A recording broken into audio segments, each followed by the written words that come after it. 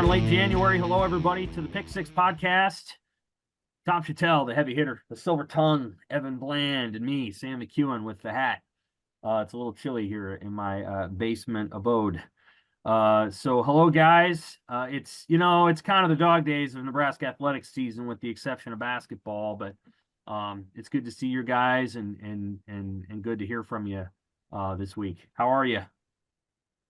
Doing great. And for the record, with that hat, I'm going to call you Prison Sam. That's okay.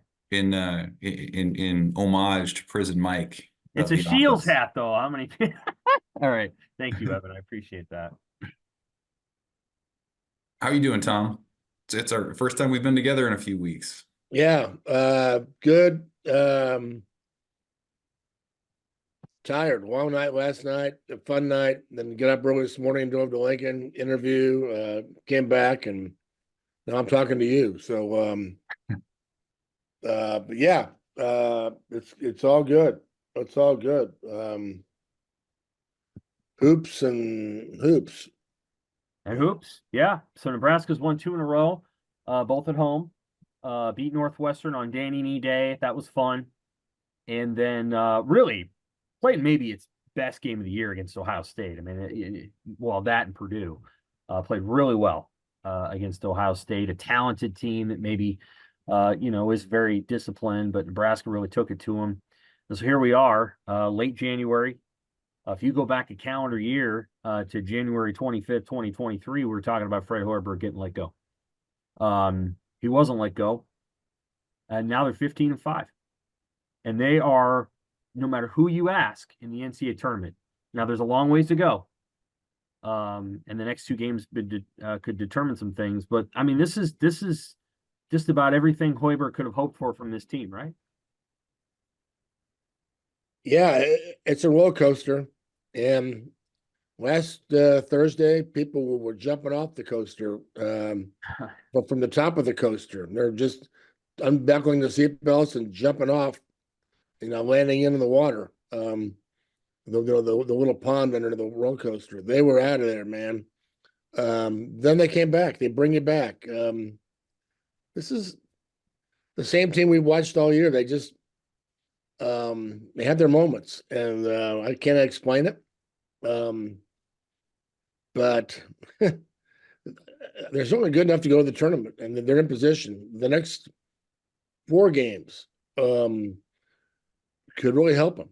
I don't think it'll hurt them, but it could hurt. The ones that could hurt them, the season is kind of backloaded with teams that you should beat, and those are important games to win because you don't want to lose them. If you lose to some of these teams down the road, it's going to cost you. It's going to knock you out. These next 4, at Maryland, Wisconsin at home, at Illinois, at Northwestern. Okay, this team is not great on the road, although I will say they actually play well on the road. They don't finish. And they play well in Minnesota, didn't finish. Played well at Rutgers for a while, didn't finish. So I have no problem watching them. I'm thinking that they could go to Maryland and win, or Illinois is tougher, but the one I'm circling is Wisconsin at home. If you can beat Purdue, you can beat Wisconsin with the super effort. Not necessarily superhuman, but the super effort. You can put Wisconsin and at Purdue on your resume as wins. It might be enough to get you in if you take care of the other business. I still think you better win on the road somewhere, but wins over Purdue and Wisconsin are going to be pretty hard to ignore. So I like that next Thursday night game with Wisconsin at home should be electric. And we'll see what they do. But I like them, and they're in position. They got a nice break the other night. Minnesota losing. You didn't want Minnesota to beat Wisconsin for Nebraska. You didn't want Minnesota climbing on the bubble with that win over Wisconsin, with that win over Nebraska. You wanted them out of the way. So that hurt them to lose that game. You know, but Husker hoops.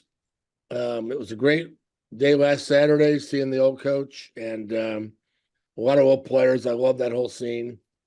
And so here we are, and it's their position. And Juwan Gary, come on back when you're ready. And you know, there's a lot of noise to be made. So yeah, it's fun. It's good to have a team in the bubble. Good to have a team in the conversation. It makes the winter nights that much better. It does.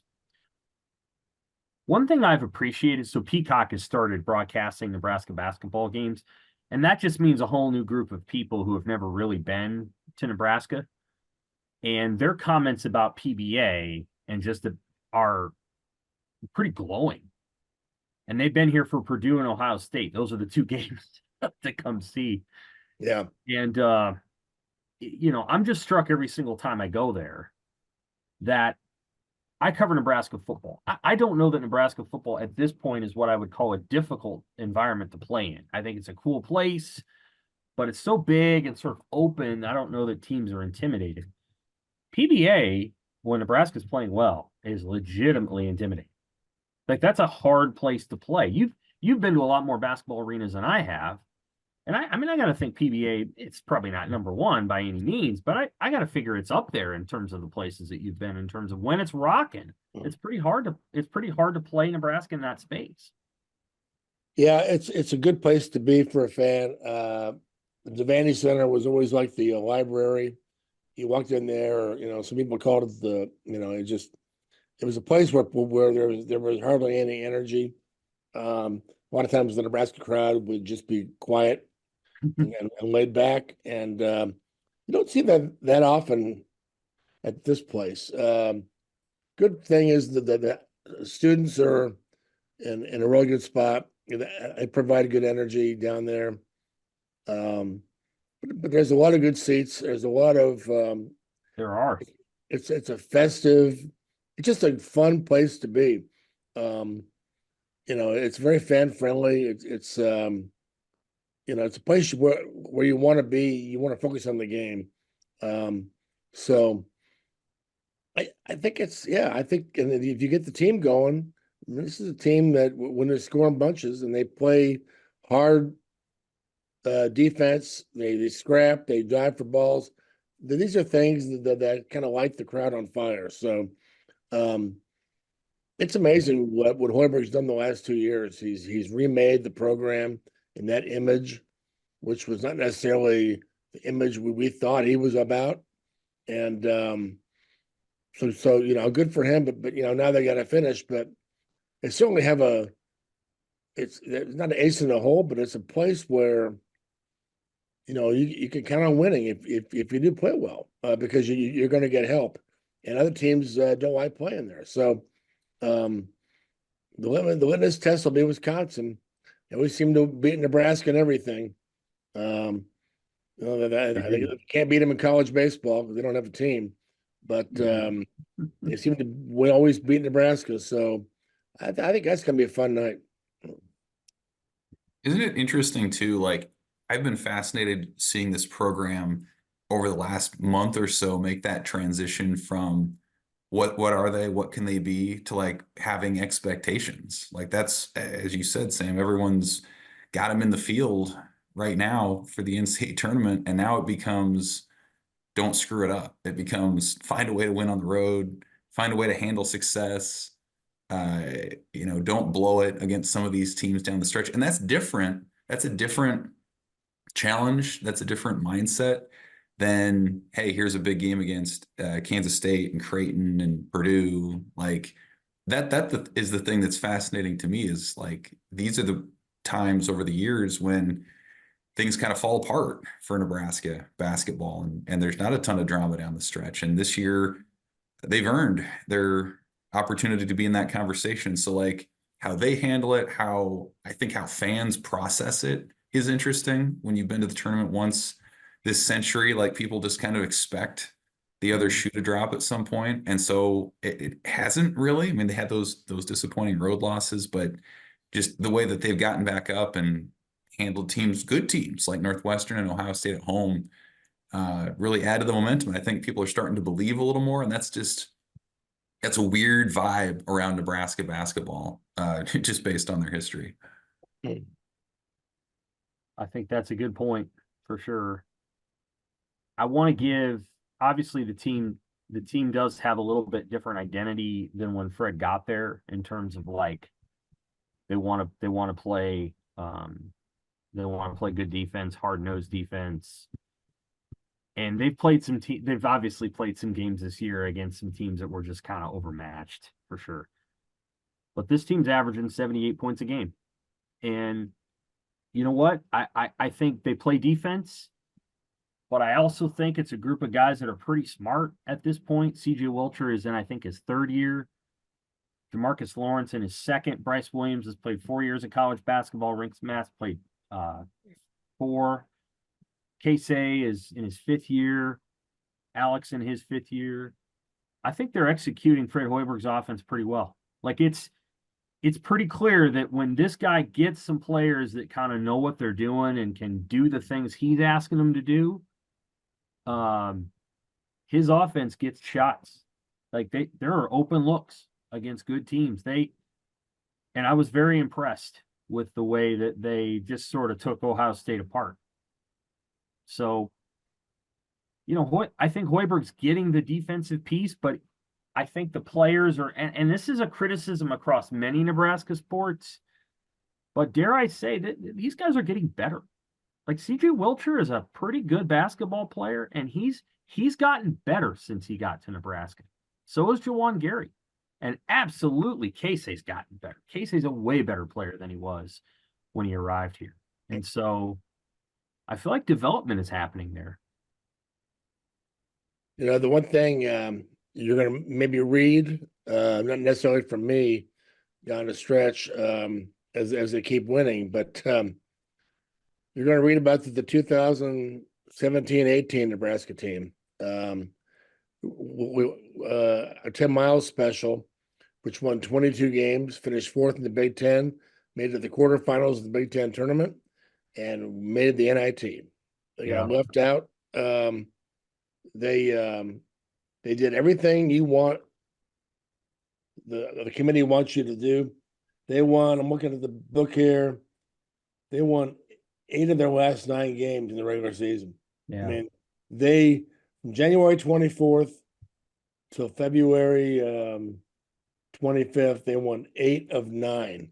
And the committee wants you playing well, and they still got left out. They finished 4th. Yep. The 4th place team in the Big Ten didn't make it. So you'll be reading about that. Maybe you'll be hearing about that. You'll be thinking Husker Hoop fans will be paranoid because of that. But that was a different committee. Every committee's different. They're going to be watching. They watch games all the time. They have Peacock. They all have Peacock, and they'll be watching all the way down the stretch. So I like the fact that Nebraska does play defense and does seem to, they look like a team you won the tournament. So they got to keep it going. But I'm sorry I didn't mean to bring that up. I'm No. out there are really not anxious to think about that, but because it was 5 or 6 years ago. But that one left a mark, and that should have been a tournament team. And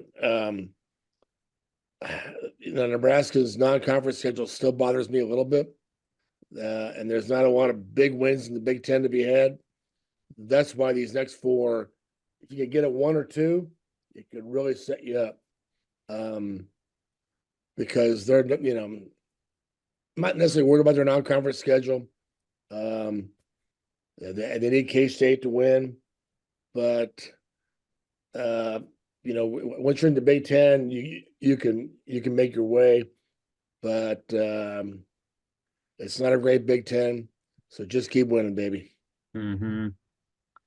Yeah, I had a mailbag question today about that. And I think the only thing that I came up with about the 22 win team is that they didn't have that Purdue win. And Nebraska does. This Nebraska team has Yeah. the Purdue Yeah, win. that's a good point. They lost by 1 to Kansas. And if they'd beaten Kansas, I don't know. Like Bruce Rasmussen knows that everything that happened in that conversation because he was the chairman. And Yeah. I don't know. Yeah, that didn't help Nebraska fans. The fact that the Creighton AD was in charge of it, but really, the chair of the committee doesn't decide anything. He, I mean, all the people on the committee vote. They have a laptop in front of them, and they hit a button, and nobody knows how anybody votes. Right. It's not on a screen. You don't know how anybody voted. You get all the data, you get all the net, all that. None of that stuff really matters. It's basically 10 opinions, Mm, and so the opinion matters, not the analytics, right. unless the analytics sway the opinion. But I still, so who knows? It's a crazy wild deal, but yeah, I'll never forget Rass telling CBS afterwards, yeah, the hardest decision we had was hamburger or pepperoni. And I was just like, boy, that's not what Nebraska fans wanted to hear. I'll I never know. forget that quote. Yeah. Yeah. That was memorable. I remember that too.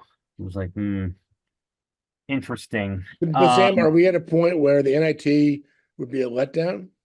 I mean, beginning of the season, you told people NIT, they say, yeah, I'll take that. What would they take it now? Oh, it would be disappointment at this point. Yeah, Yeah, for yeah. sure. Isn't that something? Yeah. I mean, Expectations, we've seen them change in real time. they put themselves out on the edge, out on the limb, and there's no going back. They have to go to the tournament. I'm not saying Hoiberg gets fired. I mean, he doesn't when you go to the NIT, but it's a whole different feel. There, I agree. Bottom line is they have an incredible opportunity to make it. And this is the moment to Yeah, see that. So we'll see. They play Maryland on Saturday. It's not a vintage Maryland team. So, they're beatable. Evan and I have walked by. We haven't been inside Maryland's basketball arena. It's on campus. Maryland's a sleepy campus. I mean, it's away from other things, so I don't think they'll have a huge crowd. I don't think it'll be that hard of an environment. no, it's an early game too. Go in there and steal one. Yeah, it's a noon Saturday game. Those are always kind of sleepy. Yeah. It depends on what Nebraska we get.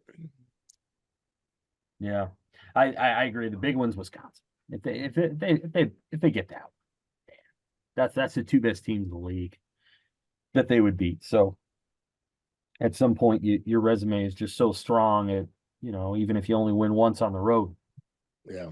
Let's move to recruiting for a second. Evan, you've had several good stories this week. I just want to praise you for those. A couple of your stories were on guys that are coming in. So Willis McGahee, the fourth, Ja'Cory Barney coming in. I like Barney a lot. McGahee's interesting. He had incredible stats at the school he's at. We'll see what he does at this level. Maybe he's going to be as good as his dad was on offense. I'm writing a piece for Monday, my Monday Rewind, about Miami recruiting in the city of Miami. I've talked to a few people about that. In your kind of conversations with these guys, it's like part of why Nebraska and what maybe what they found appealing about the place from South Beach. Yeah, I remember talking with Travis Fisher, the former safeties secondary coach at Nebraska, who's from Florida. And I remember something that he said early in his tenure. He said, man, if you grow up in Florida and in Miami, I think that's maybe especially true. Like, you either love it and you are going to stay and be a lifer, or you want to get out. Like, there's not sort of a ton of middle ground there. And I think McGahee and Barney and some of Nebraska's other signees were fit into that latter category where like whether it was their thoughts or their parents' thoughts, like they just wanted a different scene, a different place. And it didn't necessarily matter where that place was until they went out and started to go through the recruiting process. And the things that had consistently come up from those guys as it related to Nebraska was the people. And it's in my Ja'Cory Barney story, but his mom said one of the turning points for her that she knew Nebraska was different just as a state was when some of the homeless people in downtown Lincoln were friendly with her and said, "Hey, hope you have a good day. Watch out for the street. It's a little icy." And she's like, "You don't get that in Miami. That's a totally different thing." And so like I think that does resonate on top of all the usual stuff, the facilities and the tradition and the NIL and all that. Like I think there's just something different about the people that resonates with a lot of those people. And then you can't leave out the impact that some of Nebraska's recruiters have had. Phil Simpson, who's the defensive quality control coach, has been on the road recruiting as a guy who was a former high school coach in the area. Evan Cooper was in Miami for like 6 months when he left Matt Rule's staff and came back, and people still talk about him down there like he's one of them. So like those two guys have made a big difference. And it's really interesting, isn't it? Like the success that Nebraska's had with all the talk in the last year about the Texas ties that Miami, of all places, would be where Nebraska goes. And especially if you're a casual recruiting fan, Sam, I think people think back to that 2020 class where they signed whatever it was, 4 or 5 guys from Florida and Miami, and they all, for the most part, defected. And some of that was COVID related and things like that. But they've gone back to that well, and we'll see how much it pays off for sure. Yeah, certainly the things that happened during that COVID year were concerning, and that is something that they'll have to assess. As it turned out, I don't think any of those guys, except maybe Marcus Fleming, really panned out. I guess I'd have to see if Jaden Francois ended up playing a bunch at UCF or not. Maybe he did. I don't know exactly what happened there. My feeling of that, no, Jaden Francois is now at Utah State. So yeah, he was at UCF. He's on his 3rd school now. What I feel like I will say about the situation with Fisher is you may recall that all those guys committed real late, and they weren't really a part of any class, or they had decommitted from other rosters. It felt like a scramble. And to be honest, a few of these feel like a scramble, but Ja'Cory Barney was not a scramble, and neither was Willis McGahee. Those two guys were not. A couple of these guys they got here at the end, I don't know how much they know about a couple of them. And they'll find out when they get there, and we'll see. They recruited Amari Sanders for quite a while, but Tarver, I think, was kind of new to all of our radars. But they're down there again, and Philip Simpson certainly is a big part of it. They were at Homestead High School, his former school, today. And they're going after a receiver there, Cortez Mills. I talked to him. And, I think the thing that really resonates is that everybody knows this Simpson. And so he opened some doors down there. And then I think once Matt Rule came with him. And I think once you open the door and then Matt Rule's in your office, I think that just alters the conversation pretty quickly. Because I think he's probably really good at this. Like really good at going into places and just kind of opening the door and shooting the crap and all the rest. Probably more than Scott Frost was. I think Scott could be a little whatever. And then that wasn't really Mike Riley's thing. Like he was the friendly guy at the end. So I do think Nebraska's going to recruit a lot there. We'll see. Some of the best players in college football over the last 10 to 15 years are players from Miami who did not go to Miami. Lamar Jackson is probably number 1 on the list. And so there are kids that do not want to go there. They want to leave. They don't fit Miami's culture. Mario Cristobal doesn't want, whatever it is. Miami has not established itself down there the same way. And even though they're recruiting really well, there are enough guys there that are just like, yeah, I want to experience something else. And so I think Nebraska's taking advantage of that. I think your point about Texas is interesting. We'll just have to see how it goes. We have to watch a couple of classes come through. And then we're going to find out, aren't we? We are. I don't know. The Texas thing is fascinating to me. When you don't play in Texas, I'll just be curious to see how well those guys kind of stick in there. People who remember recruiting back 18 years, remember Bo doing a lot of work there, but they went there every year. They played 2 games in Texas almost every year. So it was different. It was like, yeah, we're going down to Texas to play football. You get to see your family twice. And so we'll see. We'll see how that goes. They took some flyers on some dudes that are coming up here. Guys that I don't think are per se proven at the level that you would think. So we're going to see how it goes. I think with several of them. The 2 kids from Arlington Martin, Bryce Turner from Bay City, Gradney, who they love Gradney. Braylon Prude, whose dad played in the NFL. We'll find out. Because these aren't like, 5-star guys. They're flyers. Except for Gibson Pyle, who I think Gibson Pyle's the best offensive lineman in the class. No offense to Grant Briggs. But I think Pyle's the best one. So I think they got a really good one there, but he's probably the one guy that's like, some of the other guys are a little bit of, wait and see what happens. And then you had a piece on 25, 26, and 27 quarterbacks. I want to just talk about the 25 guys, if that's okay. Yeah. They have 2 offers in 25, right? Yeah, uncommitted. Yep.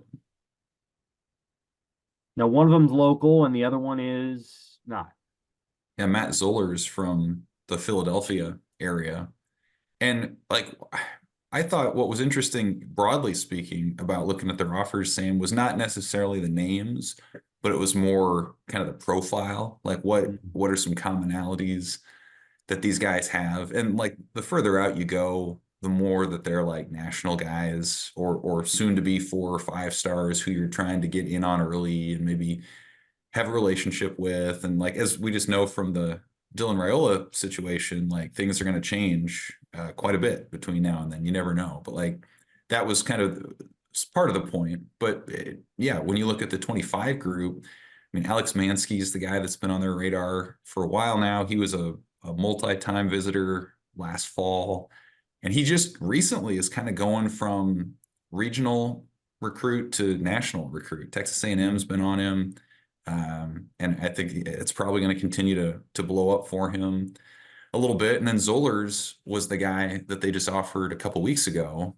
And he obviously has those Matt Rule connections, being from the Philadelphia area. And you look at what he's added even since Nebraska a couple weeks ago, Kentucky, Florida, Georgia joined the mix there. So like, I think when you see some of the names that Nebraska's offered in this class and future ones, they have gotten in relatively early. Don't know what that means when it's all said and done. We don't really know how the Dylan Raiola presence in Lincoln affects the 25 group. Like if you're, a high-end 25 quarterback, the guy who's there is coming in as a 5-star freshman this season. So like, how does that sort of affect the conversation? I think remains to be seen too. But yeah, I mean, right now, Nebraska's got essentially 2 guys that they've offered for that 25 cycle. And they have 2 freshmen who are now on campus, and Kalen and Raiola. So how you balance that and kind of move forward, I think will be fascinating if they end up with a 25 scholarship guy, if they go in the portal for somebody in a year, what that might look like. Yeah. In the 2019 class that you're following, Adrian Martinez, you'll know, as you recall, they signed Luke McCaffrey. Yeah. And in the class after that, they signed Logan Smothers. So those are the guys they pursued in those classes. And McCaffrey is now going to this. He's at the Senior Bowl this week as a wide receiver. Yeah. He's going to be drafted as a wide receiver, like in the 3rd or 4th round. Good for him. The position everyone figured he should have played way back when. Who knew? So good for him. Mansky's got if people follow this stuff on 247 or on 3 or whatever, he's got some movement toward Iowa State. That is the school that's closest to where he's from. I don't know if that means anything or not. Iowa State's got a quarterback who's going to be there a while. He just finished his freshman year and had a good one. So, we'll see what happens there. Interesting to watch in recruiting. We'll have a story again. We've already written about a couple of Miami recruits. I'll have a little bit more on the city of Miami and just Nebraska's history there. They haven't had a lot of history in Miami, if we're going to be honest. People who think Tommy Frazier is from there are wrong. Tommy's from Tampa or Bradenton. So Levante David is the best known player that Nebraska has landed from Miami, and Levante came here via community college in Kansas. Levante David wanted to go to Miami, and Miami did not offer him out of high school. DiCaprio Boodle, another good example. Boodle's yeah. It hasn't been a ton. Like Miami's traditionally been a hard school for Nebraska to recruit. You go back to the 80s and whatever, you're looking at New Orleans, LA, Chicago. They got some really good players like Tremaine Bell out of Chicago, but they Miami's actually relatively new. So that'll be part of the piece too. Let's talk baseball here at the end. So you sat down with Will last week, is that right? Yep, that's right. Okay. They start practice on Friday. We have a segment of our listeners who love baseball, and they've been waiting for that. They might like basketball, but baseball's what they've been waiting for. I know a couple, first base side, and they just can't wait. So what can you tell us about this particular team based on what you know right now before any injuries have been announced or practices start? I mean, it's another turnover, another roster turnover. I think the third straight year they've had more than 50% of their players cycle in and out.